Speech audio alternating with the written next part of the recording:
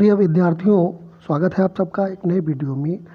और आज हम आपके लिए लेके आए हैं आपकी हिंदी से जो फर्स्ट लेसन है आपका हिंदी में, जो पहली कविता है आपकी पवन दूतिका, जिसे अयोध्या सिंह हरिओद उपाध्याय जी ने लिखा हुआ है, उसका एक पैसेज, और उसे हम सिखाएंगे आपको हल करना, परीक्षा में किस तरह से लिखा जाएगा। तो आइए देखते हैं हिंदी का ये पैसेज, फर्स्ट पैसेज। तो सबसे पहले आप देख लीजिए इसका व्याख्या क्या होता है, इसका हिंदी अर्थ क्या है। हालांकि ये हिंदी में ही लिखा होता है, लेकिन फिर भी इन कविताओं के अलग से अर्थ निकालने होते हैं। तो देखिए कैसे लिखा है। बैठी खिन्ना एक दिवस वे गेह में थी अकेली, आके आंसू दृग युगल में थे धरा को भिगोते। तो ये पवन दूतिका कविता हरिओद जी ने लिखी है। तो इसमें उन्होंने बताया है कि राधा जी एक दिवस अकेली ही घर में बैठी हैं और उनके दोनों आँखों में आंसू टपक रहे हैं जो ज़मीन को भिगो रहे हैं। खिन्ना माने होता है दुखी, गेह माने होता है घर, और द्रग माने होता है आँखें, युगल माने दोनों में, धरा माने पृथ्वी। एक दिन राधा जी अकेली दुखी होकर के घर में बैठी हुई हैं और उनकी दोनों आँखों से आंसू बह रहे थे जो उस जमीन को भिगो रहे थे। आई धीरे इस सदन में पुष्प सदगंध को ले, प्रातः वाली सुपवन इसी काल वातयनों से। और उसी समय सुबह वाली सुगंधित हवा, प्रातः वाली सुगंधित हवा, उस सदन, सदन माने भी होता है घर, घर के अंदर प्रवेश करती है। सुपवन माने सुंदर सी हवा, इस काल माने उसी समय, वातयनों से, वातयनों माने होता है झरोखों से या खिड़कियों से जो रोशनदान बनाए जाते हैं या जो हवा के लिए खिड़कियां लगाई जाती हैं, उनसे वो सुगंधित हवा अंदर आती है। संतापों को विपुल बढ़ता देख के दुखिता हो, धीरे बोली सदुख उससे श्रीमती राधिकायूं। संतापों को विपुल बढ़ता देख के दुखिता हूँ, और जो उनका दुख था वो और अधिक बढ़ जाता है उस हवा को लगने से।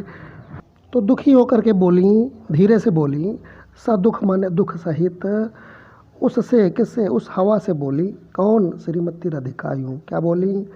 प्यारी प्रातः पवन इतना क्यों मुझे है सताती, हे प्यारी सुबह की हवा, तू मुझे क्यों इतना सता रही है। क्या तू भी है कलुषित हुई काल की क्रूरता से?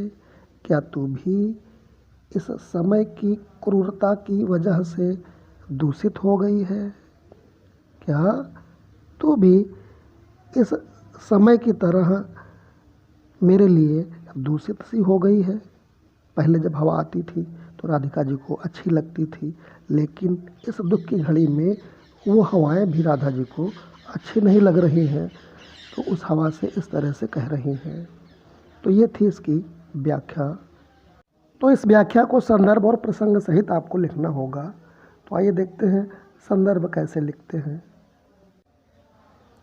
मैंने लिखा है संदर्भ में, प्रस्तुत पद्यांश हमारी पाठ्य पुस्तक काव्यांजलि में संकलित अयोध्या सिंह उपाध्याय हरिओद द्वारा रचित पवन दूतिका शीर्षक कविता से उद्धृत है, या फिर अवतरित है भी लिख सकते हो आप। इसके बाद हेडिंग बनती है प्रसंग की।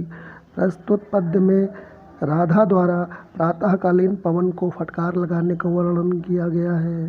राधा को लगता है कि प्रातःकाल की पवन उसके दुख को अधिक बढ़ा रही है, और व्याख्या मैंने आपको पढ़ा दी है। इसके अतिरिक्त इसमें हमने व्याख्या को लिखा भी है। तो आइए देखते हैं व्याख्या। कवि कहता है कि एक दिन जब राधा उदास खिन्न मन के साथ घर में अकेली बैठी हुई थी और उनकी दोनों आंखों से आंसू बहकर जमीन पर गिर रहे थे, तभी प्रातःकालीन सुगंधित पवन रोशनदानों से होकर के घर के अंदर प्रवेश करती है, किंतु इससे राधा का दुख और अधिक बढ़ जाता है। तो ये व्याख्या हमने लिख भी दी है।